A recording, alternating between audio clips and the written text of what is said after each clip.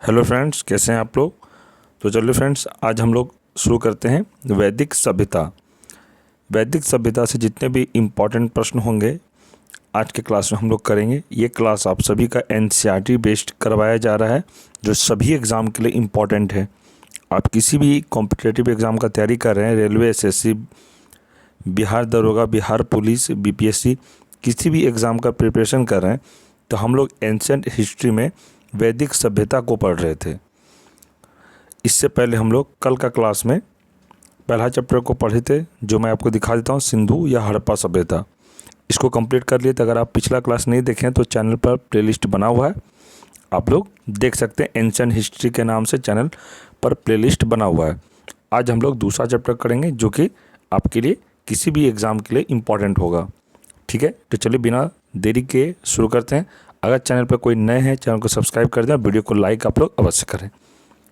पहला प्रश्न है, पूर्व वैदिक या ऋग्वैदिक संस्कृति का काल किसे माना जाता है। तो यह 1500 ईसा पूर्व से 1000 ईसा पूर्व को माना जाता है। इम्पॉर्टेंट प्रश्न है, ध्यान रखिएगा। आगे है, उत्तर वैदिक संस्कृति का काल किसे माना जाता है।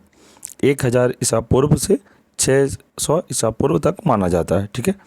आगे है, आर्य शब्द का शाब्दिक अर्थ है। आर्य शब्द का शाब्दिक अर्थ है क्या है, तो श्रेष्ठ या कुलीन। ठीक है, याद रखिएगा इसको।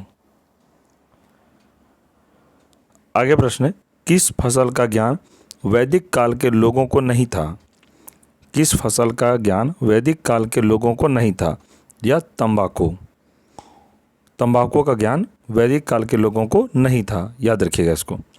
आगे है, उत्तर वैदिक काल के वेद विरोधी और ब्राह्मण विरोधी धार्मिक अध्यापक को किस नाम से जाना जाता था। तो यह श्रमण, याद रखिएगा, श्रमण नाम से जाना जाता था। ठीक है।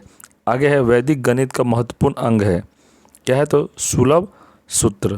ध्यान रखिएगा इसको। आगे है, किस वेद में प्राचीन वैदिक युग की संस्कृति के बारे में सूचना दी गई है। तो यह ऋग्वेद की सूचना दी गई है। नेक्स्ट है, वेदों की संख्या कितनी है। वेदों की संख्या 4 है। आगे है, भारत के राजची में प्रयुक्त होने वाले शब्द सत्यमेव जयते किस उपनिषद के लिए लिए गए हैं। ठीक है, तो ये मुंडक उपनिषद से लिए गए। आगे है, ऋग्वैदिक आर्यों का मुख्य व्यवसाय क्या था। तो यह पशुपालन था। आपसे एग्जाम में प्रश्न पूछा जाएगा, ऋग्वैदिक आर्यों का मुख्य व्यवसाय क्या था, तो पशुपालन था। ठीक है, याद रखिएगा। नेक्स्ट है, भारतीय संगीत का आदि ग्रंथ कहा जाता है। तो भारतीय संगीत का आदि ग्रंथ कहा जाता है किसको, तो सामवेद को। इम्पॉर्टेंट है, ध्यान रखिएगा। अब हम लोग पढ़ेंगे प्रमुख दर्शन और उनके प्रवर्तक। जैसे सांख्य दर्शन क्या है प्रवर्तक, कपिल। न्याय दर्शन का है गौतम। चार्वाक का है चार्वाक। ठीक है। योग का है पतंजलि। पूर्व मीमांसा है इसका क्या, जैमिनी। उत्तर मीमांसा का है बादरायण। आगे वैश्विक इसका है कनाद। ठीक है, ध्यान रखिएगा। आगे प्रश्न है, प्रथम विधि निर्माता कौन है। प्रथम विधि निर्माता है मनु। ध्यान रखिएगा।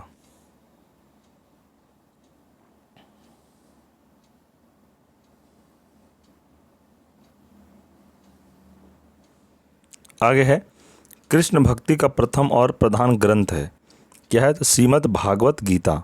याद रखिएगा इसको। आगे है, ऋग्वेद में संपत्ति का प्रमुख क्या है। ऋग्वेद में संपत्ति का प्रमुख है गोधान। ठीक है, याद रखिएगा।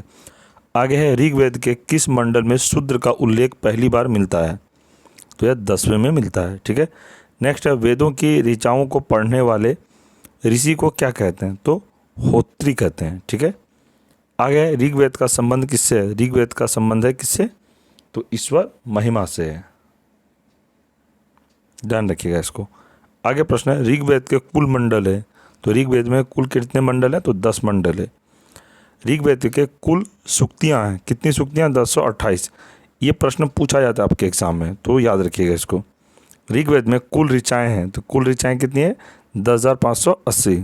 आगे ऋग्वेद में इंद्र के लिए ऋचाएँ हैं, कितने ऋचाएँ, तो 250। नेक्स्ट है, ऋग्वेद में अग्नि के लिए ऋचाएँ हैं, अग्नि के लिए कितने ऋचाएँ? तो 200। आगे है सबसे पुराना वेद कौन सा है? सबसे पुराना वेद ऋग्वेद है।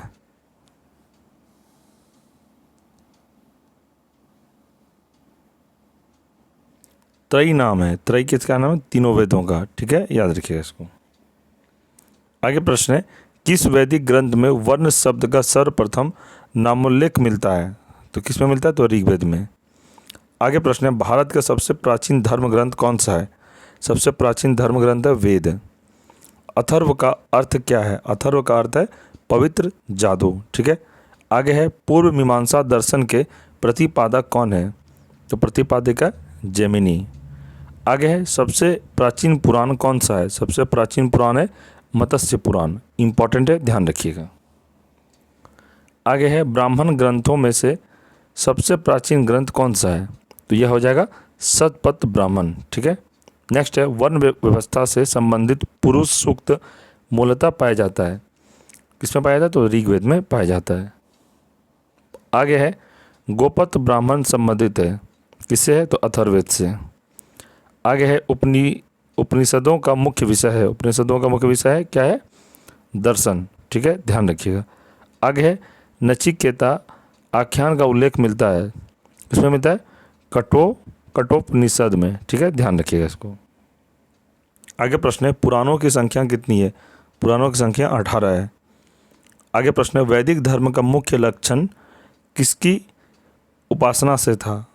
तो यह प्रकृति की उपासना से था। आगे है किस देवता के लिए ऋग्वेद में पुरंदर शब्द का प्रयोग हुआ है? पुरंदर शब्द का प्रयोग हुआ इंद्र के लिए, ठीक है। आगे है सुलभ सूत्र किस विषय से संबंधित पुस्तक है? यह जगह ज्यामिति से संबंधित है। नेक्स्ट है अष्टोमा सदगमय कहाँ से लिया गया है? अष्टोमा सदगमय कहाँ से लिया गया? तो यह ऋग्वेद से लिया गया है। आगे प्रश्न है आर्य भारत में बाहर से आए हैं और सर्वप्रथम बसे थे, कहाँ बसे थे? तो ये पंजाब में बसे थे, ठीक है, ध्यान रखिएगा। आगे है ऋग्वेद का कौन सा मंडल पूर्णतः सोम को समर्पित है? तो 9वां मंडल पूर्ण समर्पित है, ठीक है। आगे है प्रसिद्ध 10 राजाओं का युद्ध दसराज युद्ध किस नदी के तट पर लड़ा गया? तो यह जगह परुसनी, ठीक है। आगे है धर्मशास्त्रों में भूराजस्व की दर क्या है? धर्मशास्त्रों में भूराजस्व की दर है 1/6, ठीक है। आगे है 800 ईसा पूर्व से 600 ईसा पूर्व का काल किस युग से जुड़ा है? तो ब्राह्मण युग से जुड़ा है, इंपॉर्टेंट प्रश्न है, याद रखिएगा इसको। आगे है आरंभिक वैदिक साहित्य में सर्वाधिक वर्णित नदी है, कौन सी सर्वाधिक वर्णित नदी है? तो यह जगह सिंधु नदी है, ठीक है, इंपॉर्टेंट है, ध्यान रखिएगा इसको भी।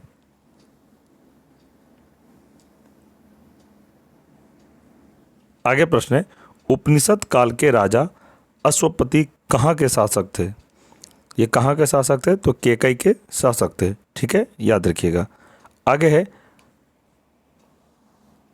अध्यात्म ज्ञान के विषय में नचिकेता और यम का संवाद किस उपनिषद में प्राप्त होता है? तो जगह कठोपनिषद में प्राप्त होता है, ठीक है। आगे है वैदिक नदी कुबा का स्थान कहाँ निर्धारित होना चाहिए? यह अफगानिस्तान में निर्धारित होना चाहिए, ठीक है, याद रखिएगा। आगे प्रश्न है कपिल मुनि द्वारा प्रतिपादित दार्शनिक प्रणाली है, तो क्या प्रणाली है? सांख्य दर्शन, ठीक है, ध्यान रखिएगा। भारत के किस स्थल की खुदाई से लौह धातु के प्रचलन के प्राचीनतम प्रमाण मिले हैं? तो प्राचीनतम प्रमाण मिले हैं किसके? तो अंतरजी खेड़ा, ठीक है, याद रखिएगा। आगे है किस काल में अछूत की अवधारणा स्पष्ट रूप से उदित हुई है? तो जगह धर्मशास्त्र के काल में, याद रखिएगा। आगे है गायत्री मंत्र किस पुस्तक में मिलता है? गायत्री मंत्र किस पुस्तक में मिलता है? तो ऋग्वेद में मिलता है। आगे है न्याय दर्शन को प्रचारित किया था, तो न्याय दर्शन को प्रचारित किया था किसने? तो गौतम ने। आगे है प्राचीन भारत में निष्क से जाने जाते थे, तो क्या जाने जाते थे? तो स्वर्ण आभूषण। आगे है योग दर्शन के प्रतिपादक हैं, तो योग दर्शन के प्रतिपादक कौन है? तो पतंजलि हैं, इंपॉर्टेंट है, ध्यान रखिएगा। आगे प्रश्न है उपनिषद पुस्तकें हैं किस पर है? तो यह दर्शन पर है। इंपॉर्टेंट है, ध्यान रखिएगा।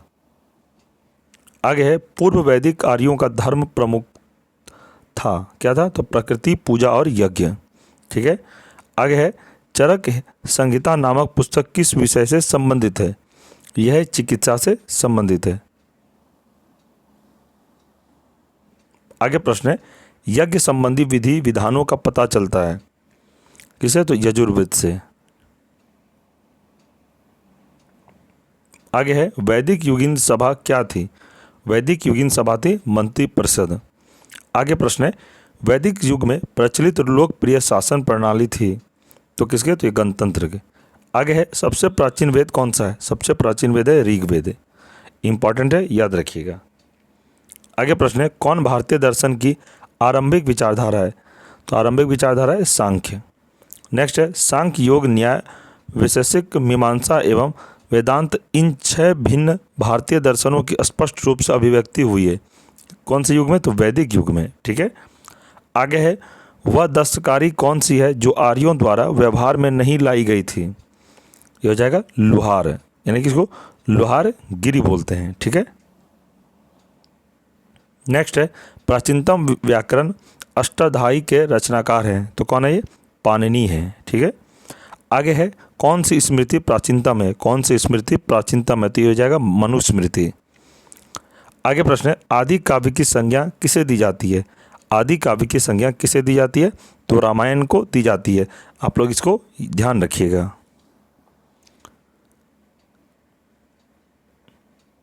आगे प्रश्न की ओर बढ़ते हैं। प्राचीनतम पुराण है, प्राचीनतम पुराण कौन सा है? तो मत्स्य पुराण। ठीक है, याद रखिएगा। आगे प्रश्न है ऋग्वेद में सबसे पवित्र नदी किसे माना जाता है? ये हो जाएगा सरस्वती को। ठीक है। आगे है वैदिक समाज की आधारभूत इकाई थी, आधारभूत इकाई थी क्या? तो काल कुटुंब। इंपॉर्टेंट है, ध्यान रखिएगा। आगे प्रश्न है ऋग वैदिक युग की प्राचीनतम संस्था कौन सी थी? ये हो जाएगा विदत। ठीक है।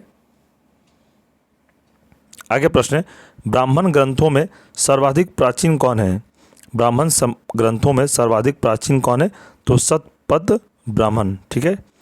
आगे है गोत्र व्यवस्था प्रचलन कब आई? गोत्र व्यवस्था प्रचलन में कब आई?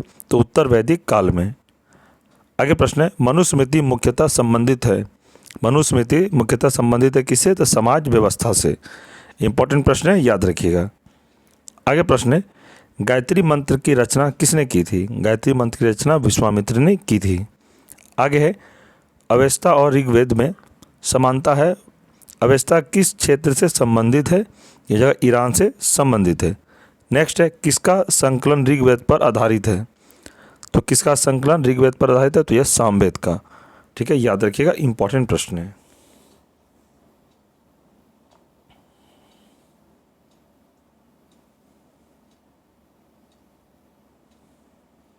आगे है किस वेद में जादुई माया और वशीकरण का वर्णन है? तो अथर्ववेद में यह वर्णन दिया गया है।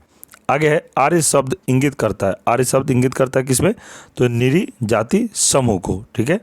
आगे है प्राचीनतम विवाह संस्कार का वर्णन करने वाला विवाह सूक्त किसमें पाया जाता है? तो यह जाएगा ऋग्वेद में पाया जाता है।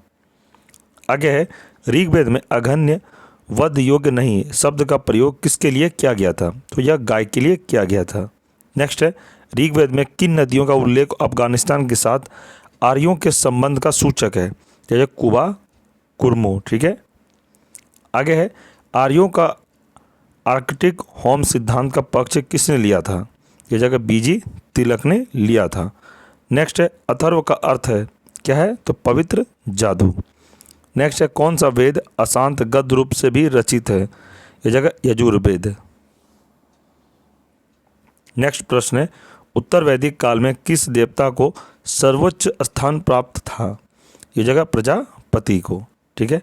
आगे है संस्कारों की कुल संख्या कितनी है? यह जगह 16। नेक्स्ट है कर्म का सिद्धांत संबंधित है, कर्म का सिद्धांत संबंधित है किसमें? मीमांसा से। ठीक है, याद रखिएगा।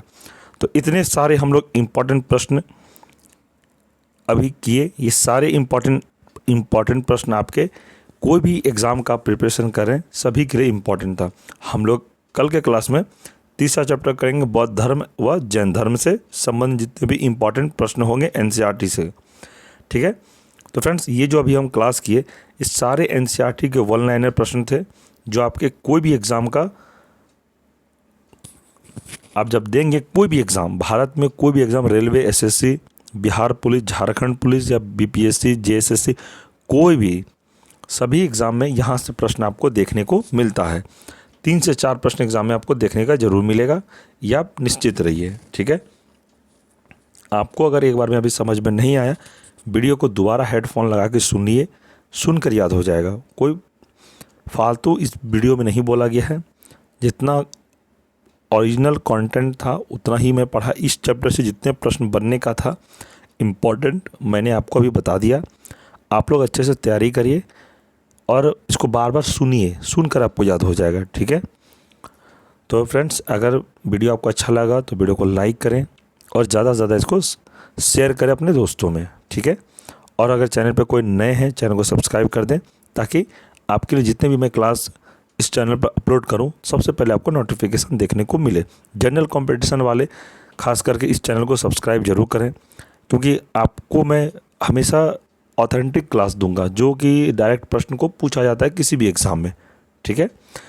कोई भी एग्ज़ाम में डायरेक्ट प्रश्न कहाँ से पूछा जाता है, बस मैं ऑथेंटिक ही आपको पढ़ाऊँगा। ज़्यादा हैवी नहीं, यानी ज़्यादा लॉन्ग में भी नहीं, शॉर्ट में ऐसा पढ़ाऊँगा जो आपको एग्ज़ाम में डायरेक्ट प्रश्न यहाँ से देखने को मिलेगा। ठीक है। तो चलिए फ्रेंड्स, आप लोग अगर टेलीग्राम ग्रुप को नहीं ज्वाइन किया, टेलीग्राम ग्रुप को ज्वाइन कर ले ताकि जितने भी क्लास होता है सभी का पीडीएफ नोट्स टेलीग्राम ग्रुप में दिया जाता है। तो टेलीग्राम का लिंक इस वीडियो के डिस्क्रिप्शन में दे दिया गया है, ग्रुप को आप लोग ज़रूर ज्वाइन कर लें। ठीक है। चलिए मिलते हैं हम लोग अगले क्लास में, तब तक के लिए जय हिंद, जय भारत।